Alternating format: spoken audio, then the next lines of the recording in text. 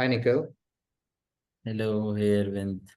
Thank you for joining and congrats once again on your ISB admit as well deserved. Thank you so much. Part of credit definitely goes to you as well. So thanks for the support throughout. And I'm happy to be of support, and thank you also for taking the time. I know this is your, probably most busiest week before joining ISB, wrapping things up. So thanks for taking the time to, do this debrief and share your experiences and insights with us. Yeah, no, happy to help. Happy to share any thoughts for anyone who might find it helpful. Right. So maybe I'll just share a quick, overview of what we'll cover in the video, and then it'll be mostly you sharing your experiences. So with that, I'll pass it on to you.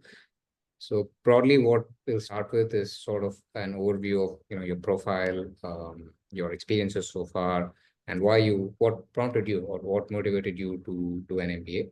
And then we'll kind of dig a bit deeper into the thought process on which what is how do you pick schools, why ISB in particular, because that is your number one choice, and also the process of applying to ISB, right? On the essays, the interviews. There was also sort of like a wait period in between, right? In between that, so to basically get into the psyche or the mind of an applicant to understand how the process is, what were, let's say, the highs and lows, how you went through it, and any insights that you gain from the process, and any tips also, right, that you want to share with candidates. So that's a broad, overview that we'll try to cover. So with that, Nikhil, let's if you could share a bit about your background, your experiences, work experiences, etc. Let's start from there. Yeah.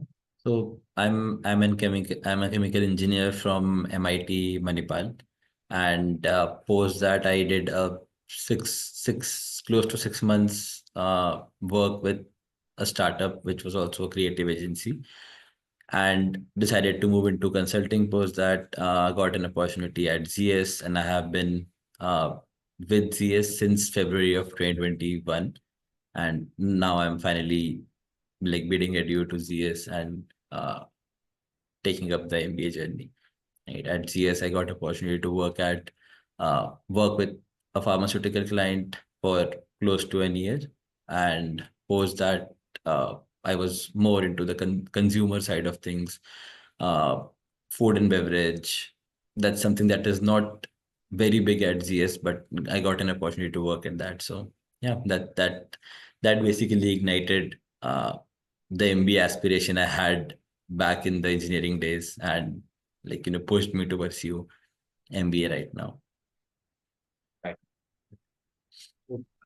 Actually, something that we also see is quite a number of people from ZS particularly apply to MBA, also ISB in particular, right? So, could you share a bit about what, if there's any main reasons why you wanted to do an MBA, and did you also interact with people, from your consulting team or company broadly, and what was, if there was one spark, or was it gradual that you wanted to, do an MBA?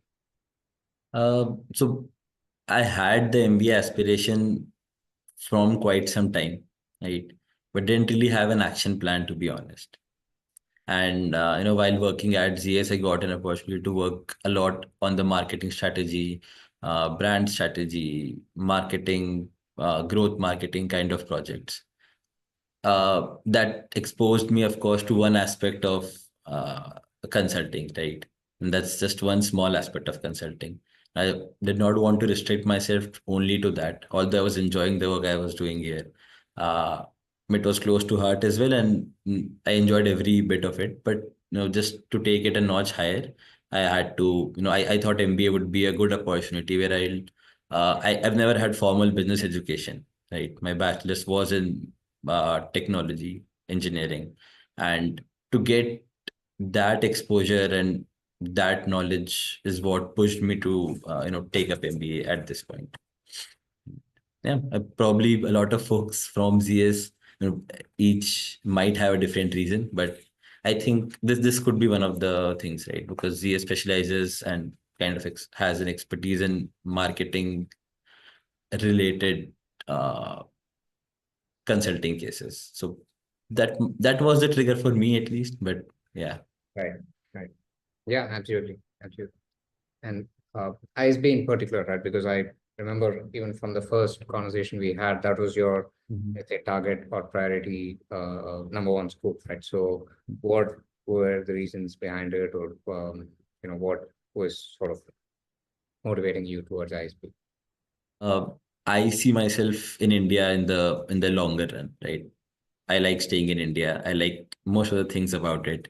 Uh, so to build a good network, have a good connection in India, and stay relevant throughout the time was one of the primary reasons I wanted to get into ISB. With, of course, with my experience, I did not want to have a lot of time opportunity cost as well, right? So thought of ISB as the best option, as it's a one year course, gives a good, and again has a good reputation for consulting, has a good consulting network. That's primarily my aspiration for at least the midterm now. And yeah, that's how I ended up having ISB as my priority one school. And maybe I'd just add here that you applied to three schools and that interviewed, or shortlisted, interviewed all three, right? And by the time you were about to hear back from one, you had the offer from ISB, and anyways, that was your number one, so you decided to Yeah. move ahead and join, right? Yeah. Okay, great. Yeah. Great. So, Nikhil, let's discuss a bit about the application journey, right? Or say the process. So, ISB, as everyone knows, there's a tedious process, essays, the shortlisting, interviews, interview calls. Now, starting this year, there's a VAT and personal interview, etc. So let's deep dive into the essay process, right? So, or even the other components also, CV. There's also letter of recommendation. There's essays. So can you talk about the process that you follow, that we follow, to sort of navigate these steps, and any insights that you have on what worked, or any tips also that you have for people that are applying? I think so. I actually aimed for applying in the round one, but I did not, have confidence in my GMAT prep back then. I thought the score I would be at, if I gave the GMAT right away, that would not be enough to get me in. So I pushed the timelines to round two and prepared for a better score, like to have my best foot in the door, right? Uh, Once I had my GMAT score, I had close to a month and a half for the round two deadlines. I did not honestly feel that that was enough for me to research, get it reviewed with a lot of different people, and get a lot of perspectives to finally land a good application in. And that's how I decided to uh, take a good consultancy for application. Right, I spoke to a bunch of consultants, to be honest, like prior to signing up this assignment with you. Uh, you know, One thing I had in my mind, that I want someone that would help me, build my story in a good, have help me weave my story in a good fashion, right? Uh, Bring the best out of me, to be honest. And with one of the conversations, the initial conversations that we had, I thought that could be possible with you, and that's how I narrowed it down and started the work with you. Uh, Right. I'll honestly, the process of application with that 1 month in hand, there was a lot that even I did not remember about myself, right? The questionnaire that you gave, or the questions that you had for me initially, that helped me have a good thought about why exactly, like what are the different aspects of my profile, uh, things that I had to recall back to the college days, the details of work I've done, probably some strengths and weaknesses about me, right? That was a good refresher about my 25 years of journey prior to uh, the application. So yes, that's how our interaction started, and then uh, the essay iterations were a lot. I know you used to nitpick a lot of things and you say, no, this word does not look good. Let's think about something else. The nudges were great. So I would say, yeah, that's pretty much about the essay work. We had, I don't know, probably 10, 12 versions before finalizing the final submission version. So a lot of work to be done there as well. Right. And I think I recall on the CV, there was, also, I don't recall the exact number, probably 6 or 7 iterations. One was just on the formatting, that which actually, if you think about it, maybe that in itself is not a huge deal breaker, but it's those little details that count, right? In the sense Yeah. that, and a lot also was, I was just guiding you, right? In the sense that you had to put in the time, the energy, and the effort to work on those feedback. And when there's that comment on reformat, just stick to the template that ISB has, etc. Yeah. Maybe that in itself, as I was saying, might not be a major shift, but paying attention to those details, in a way, it all adds up, right? That's whether it's the CV or the essays or so on. So yeah, thank you for those kind words. And at the end of the day, it's a two-way process, right? So even if you get all the feedback, even if you get the right guidance, only if you put in the time, energy, and the efforts. And I know your schedule is also hectic, right? In a company like ZS, it's not an easy job per se. So spending evenings, nights on those drafts, on those iterations, I think was also a huge important part, right, of Right. incrementally. One of the other aspects that I recall was prioritizing what to put in the final CV and what to not put, right?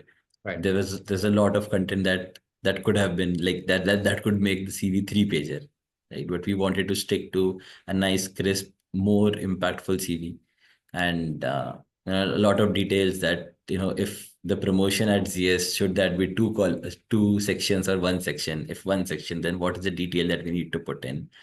I think those were the small details, probably, if done correctly, might not have that big an impact, but if missed, probably that has a good negative impact, right? So Absolutely. that's Right. And talk a bit more about the essays, right? Especially the mandatory or compulsory 2 essays on pretty much, say, strengths, weaknesses, motivations for an MBA. So and what was any insights or any tips that you have specifically on those essays? I to be honest, I would say the strengths and weaknesses, of course, you know, it is like a one word thing, right? This X is my strength, Y is my weakness. But kind of getting to the story and have a good narration behind it is something that, is critical, at least in the application process, from what I understood. Should be backed by good facts, should be backed by, firstly, it should be definitely true, right? And one thing that's kind of a joke, that I'm a perfectionist is not a weakness, right? But kind of understanding what exactly to be put, and backing it with true facts is, again, I would like, true stuff is something I would say was very helpful. You helped a lot throughout that process. Nudged a lot to, just recall what else you can add as a strength, right? If you think that is a strength, what are different occasions that you thought helped you build that strength, right? So the application process is not just putting in details into a text format. It's also a lot of introspection. Uh, so that way, Yeah, it's and not an easy process, I for would an say. MBA. Yeah. Yeah, absolutely. And So the motivation for an MBA, right? Thinking of anecdotes or sort of incidents that actually yeah, genuinely wanted you to do an MBA versus just kind of one light bulb moment, because that never happened, right? Like, yeah, exactly. And I don't think that the whole process, it cannot be a single pivot or single moment that just changes that, okay, from tomorrow I'm going to prep for an MBA application, right? It's more on different instances that kind of shape up that, you know this is a gap I find while working at the office, right? I see two partners converse in office, and they say stuff I am not able to understand at all. So how can I bridge that gap, right? Or some instance in a project when you see some things happening and you need to research a lot about it, right? Right. How can I bridge that gap in my understanding? Probably those are few minor triggers that you get Right. to know that you need a formal education to get that sorted. Right. Right. Absolutely. Yeah. Let's talk about the interviews, right? And also the process of shortlisting and then leading up to interviews. So can you tell us about your experience on that? Yep. I think post the submission of application, it was probably a couple of months, and I think the interviews were expected around end of January. Probably this time ISB had some logistical issues, and uh, I opted for an in-person interview. Mostly, what you get to hear is there are alums taking interviews, right? My interview finally happened virtually, and it was with professors. So very different from the expectation that you usually have for the interview. You prep in a particular direction, but things are just 180 degrees flipped. Uh, I think one thing that stood out is not preparing for how you want to present yourself, but kind of refreshing all the facts that you know about yourself, right? Just breaking it down that these are my strengths, these are my weaknesses, these are the projects that I've done, things that I've worked on, what tools I use, right? Because probably you can just never predict what questions you'll be asked. Uh, you should have a clear thought and prior to getting into an interview, and that clear thought mostly comes with preparing a lot of uh, content and not really direct questions. So that was a good I would say you had good nudge to that as well. And we also had a mock interview, right? I think one of the initial mock interviews which you helped me understand how certain questions need to be answered, what detail, what structure, what time gaps, what pauses, right? And I think you planned a mock with one of the ISB alums as well. So that's a good inside perspective that you get. I think, yeah, speaking to uh, different people, getting different perspectives is definitely helpful. Right. Right. And was the interview itself different than what you would have expected, or the in the typical, let's say, alumni panel sessions, or what topics or what broad aspects should cover? Yeah, I think I anyway never had an alum interview to predict. All of the three interviews that I gave, all of the three were either AdCom or professors. Right? So not really sure what an alum interview looks like, but I think some of the questions definitely were I would not call them generic because they were critical as well. Like why exactly I'd want to do an MBA, right? Why transitioning from my current role and stuff. So that was pretty much expected. A clarity that I had already while applying prior to applying. So that was pretty natural. But then there are a lot of deep dive questions that you get, right? I even got a minor case study based on one of the answers I gave for another question.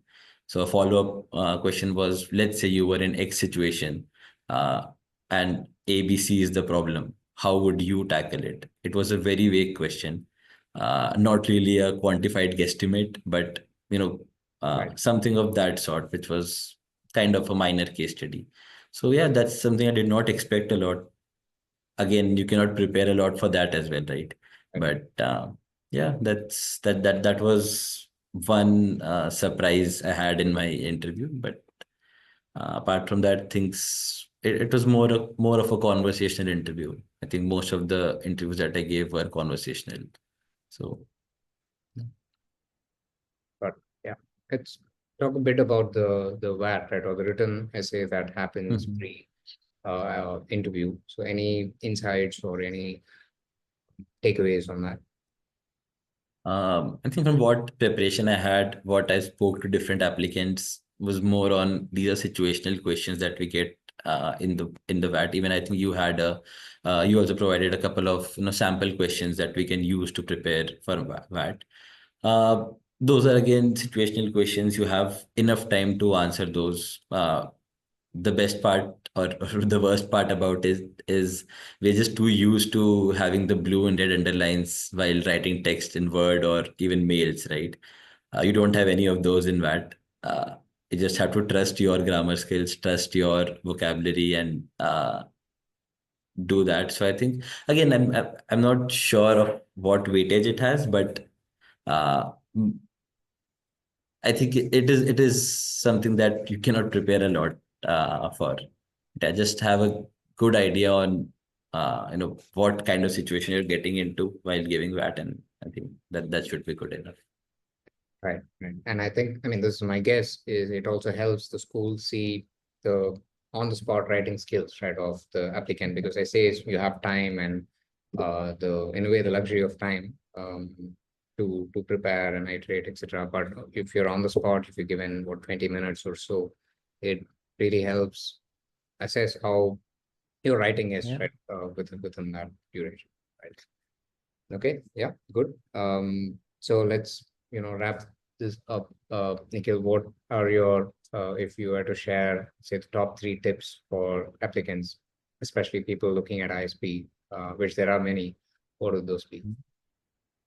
I think first would definitely be don't simply go by the brand and the market value of an MBA just to get that value. Don't pursue an MBA, right? You should have a good reason, a good trajectory, a good plan in mind that what I have done till now and how an MBA would help me grow further, right?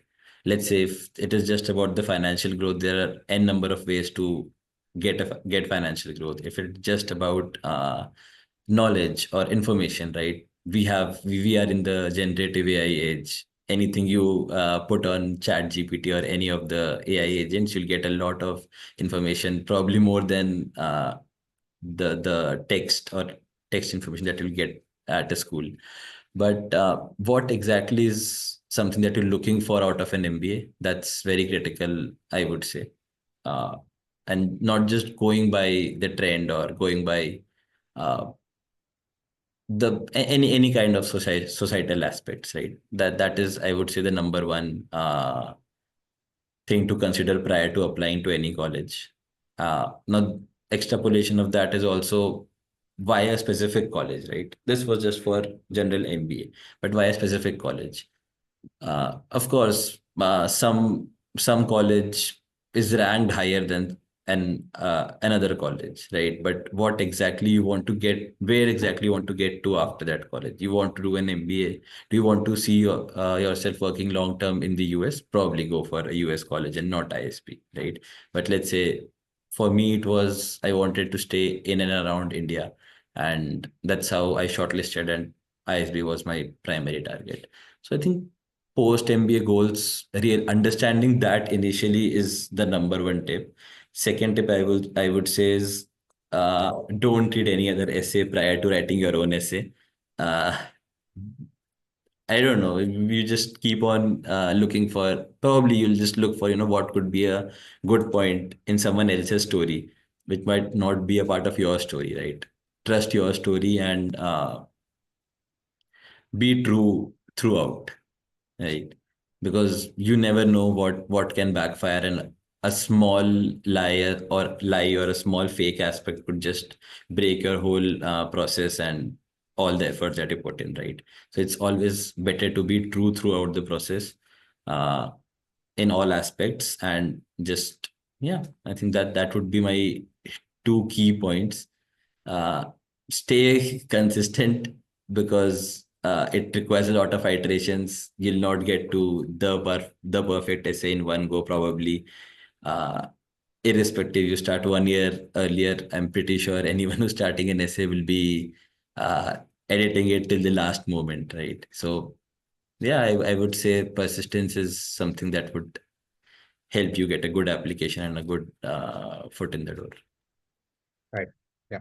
Thank you so much, Nikhil. And I would also add that you're, let's say, one of the most perseverant candidates that I've worked with, because, it's been a number of months and I've seen you balance your work, which is also, let's say, not an easy job with the applications, the interviews, and all that. So Thank you once again for sharing all these thoughts and insights, and all the best for ISB. I'm sure you'll have a great time. Thank you so much for the support throughout, Arvind. And yeah, I think you've been like one-stop solution for all of my queries. Whenever I had even the slightest of queries, I could just reach out to you, probably a message away or a call away. We would just schedule a call the very next morning, right, and discuss any of the details. Uh, so yeah, I think you had a good role to play in this application journey. Me too. And thank you again for those kind words. All the best. Yeah. Thanks. Thank you.